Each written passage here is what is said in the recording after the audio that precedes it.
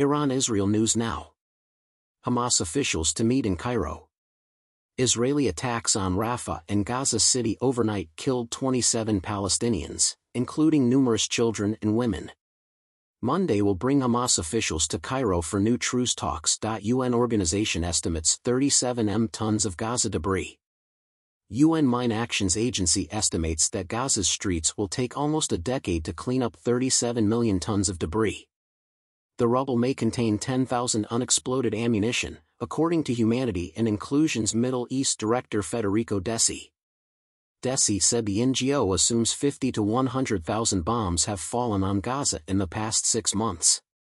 From 9 to 14% of these bombs did not go off, so potentially we are talking about 10,000 or more unexploded bombs, shells, and mortars in Gaza, Dessi told Al Jazeera. Israeli incursions on West Bank detain Palestinians, demolish roads.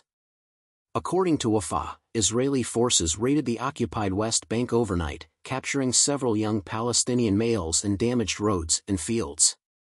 The arrestees included 2 young males from Araba, south of Jenin, 5 from Hebron, and 1 from a military roadblock east of Tulkarem.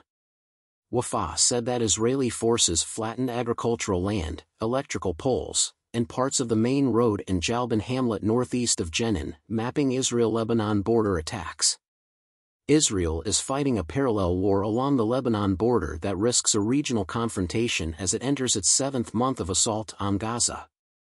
Israeli forces have launched nearly thousands of attacks along the 120 kilometers, 75-mile border since October 8, when Lebanon's Hezbollah militia attacked Israel in sympathy with the Palestinians. The Armed Conflict Location and Event Data Project reported at least 4,733 border attacks between Israel, Hezbollah, and other Lebanese armed organizations from October 7, 2023 to March 15, 2024. Israel carried out 3,952 strikes, while Hezbollah and other armed groups carried out 781. Israeli forces say they hit Hezbollah. Israel says it hit Hezbollah infrastructure and military sites in Jabal Blat and Marwan, southern Lebanon, overnight on Sunday.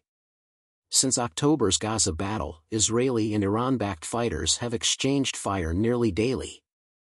While mostly limited to the border, attacks have grown in extent and ferocity. More than 350 people have died in Lebanon and 22 in Israel in cross-border incidents.